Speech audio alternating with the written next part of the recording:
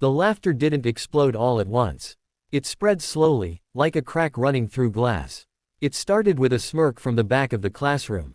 Then a whisper. Then a low chuckle. And finally, the sharp, dismissive voice of a teacher who had already decided what was true and what wasn't. The boy stood near the chalkboard, his hands trembling at his sides.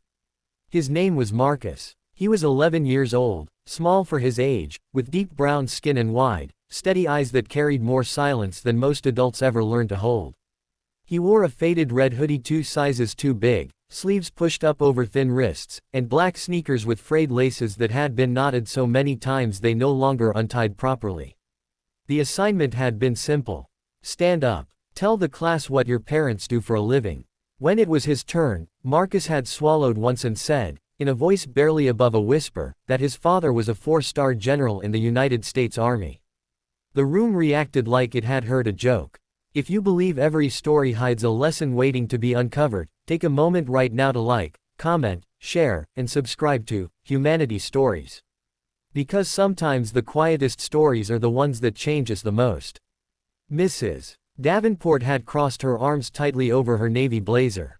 She was in her mid-40s, hair pinned into a neat bun, pearl earrings catching the fluorescent light.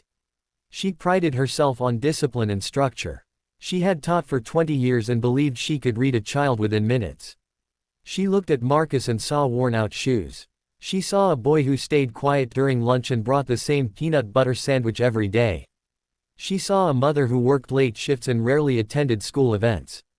She saw what she thought was background. She did not see possibility. A 4-star general, she repeated, her voice carrying a soft edge of sarcasm. That's a very important job, Marcus. The class burst again, louder this time. Marcus didn't laugh. He didn't argue. He simply nodded once. His chest felt tight, as if invisible hands were squeezing the air out of him. He knew what his father did. He had seen the uniform hanging in the hallway closet. He had traced the 4 silver stars on the shoulder with his fingers when he was younger. He had watched his mother iron the fabric carefully before ceremonies. He had felt the weight of long absences, the quiet tension during late-night phone calls, the news reports that made his mother sit closer to the television. But explaining that to a classroom that already decided he was lying felt impossible. Mrs. Davenport asked him if he understood what a 4-star general was. Her tone wasn't curious. It was corrective. He nodded again. She suggested, gently but firmly, that perhaps he meant his father worked, with the military, in some smaller role. Maybe in maintenance. Maybe in logistics. She gave him an out. Marcus stared at the floor. The scuffed tile reflected faint shapes of overhead lights. He thought about the last time his father came home. The way the entire airport had stood when he walked through the gate. The way strangers had saluted. The way his father had lifted him off the ground despite the medals weighing down his chest. He remembered the smell of cologne and starch. The deep, calm voice that always told him, stand straight. Speak truth, even when your voice shakes. So he didn't change his answer. The classroom felt hotter. The laughter died down into an uncomfortable silence, but the disbelief remained thick in the air. Mrs. Davenport sighed and wrote something on her clipboard. And then there was a knock on the door. It wasn't loud, just 3 firm, deliberate taps. Everyone turned. The door opened slowly, and the fluorescent hum seemed to fade into something heavier. A man stepped inside. He was tall, broad-shouldered, wearing a pristine dark green Army service uniform. 4 silver stars gleamed on each shoulder, catching the light with quiet authority. Rows of ribbons and medals lined his chest, precise and immaculate. His skin was the same deep brown as Marcus's. His posture was effortless, not forced, like strength that no longer needs to prove itself. Behind him stood the school principal, suddenly smaller than usual. The air in the room shifted. Mrs. Davenport's clipboard slipped slightly in her hand. The man's eyes scanned the classroom once, calm and observant. Then they softened when they found Marcus. Something passed between them in that look, recognition, pride, and a shared understanding of what had just happened.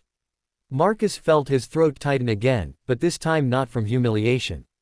From relief. The general had come straight from a nearby military conference, still in full uniform. He had promised Marcus he would try to stop by for career week if his schedule allowed. He hadn't been sure he would make it. He made it. The principal cleared his throat awkwardly and began explaining that they were discussing parents' professions. His voice sounded distant, almost nervous. Mrs. Davenport's face drained of color. The certainty she had carried only minutes earlier dissolved quietly. There was no dramatic apology, no public confession. Just the heavy weight of being wrong settling over her shoulders. The general walked toward the front of the room. Each step was steady, measured. Not intimidating, not theatrical, just real. Marcus stood a little straighter. For years, Marcus had learned how to be smaller than he was. How to let assumptions pass without correction. How to carry pride privately because it was easier than defending it. But in that moment, standing beside his father, he felt something shift inside him. It wasn't triumph. It wasn't revenge. It was something quieter. It was validation. The general didn't boast. He didn't scold. He simply spoke about service. About long nights away from family. About responsibility. About the cost of leadership. His voice was calm, grounded, almost gentle. The classroom listened in absolute silence. Some of the students stared at Marcus differently now. Not with mockery. Not even with awe. But with a kind of recalibration. As if the world had tilted slightly and they were adjusting to new balance. Mrs. Davenport avoided Marcus's eyes for most of the visit. When she finally met them, there was something fragile there, an awareness of the moment she could not undo. Marcus didn't feel anger toward her. He felt older. After the general finished speaking, he rested a firm hand on Marcus's shoulder. It was a small gesture, almost invisible to others, but to Marcus it felt like armor settling into place.